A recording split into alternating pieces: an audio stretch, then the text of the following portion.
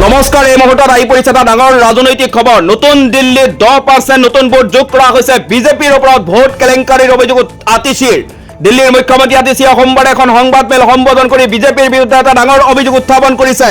আতিশীয়ে কৈছিল যে বিজেপিয়ে দিল্লীত ভোট কেলেংকাৰী কৰি আছে। নতুন দিল্লী বিধানসভা আসনত ভোটাৰৰ এটা ডাঙৰ কেলেংকাৰী হৈছে। এই মুহূৰ্তত জনাই গৈছে এটা ডাঙৰ খবৰ।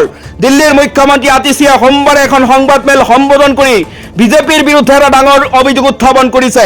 আতিশীয়ে কৈছিল যে বিজেপিয়ে দিল্লীত ভোট কেলেংকাৰী কৰি আছে।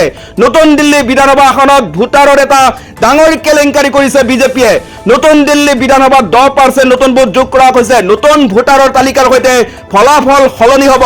তেওঁ কয় যে যেতিয়া নিৰ্বাচন আয়োগই ভোট পৰ্যায়ৰ বিষয়াসকলে তালিকাখন সংশোধন কৰিবলৈ ঘৰে ঘৰে গৈ আছিল, তেতিয়া ভোটাৰৰ সলনি কৰাৰ কাম কিয় হোৱা নাছিল? এই ডাঙৰ প্ৰশ্ন উত্থাপন কৰিছে আতিশীয়ে। এয়া স্পষ্ট যে অন্য উপায়েৰে ভোট কৰ্তন কৰাৰ ষড়যন্ত্ৰ চলি আছে। তেওঁ আৰু কয় যে এয়া স্পষ্ট যে ভোট কটা আৰু যোগ কৰাৰ কাম এটা ডাঙৰ ষড়যন্ত্ৰৰ অধীনত কৰা হৈছে। 10% ভোট যোগ দিয়া আৰু 5% ভোট বিলোপ কৰাৰ কাম চলি আছে আৰু এই গোটেই প্ৰক্ৰিয়াটো ভুলকৈ কৰা হৈছে। এই ডাঙৰ প্ৰশ্ন উত্থাপন কৰিছে দিল্লীৰ মুখ্যমন্ত্ৰী আতিশীয়ে।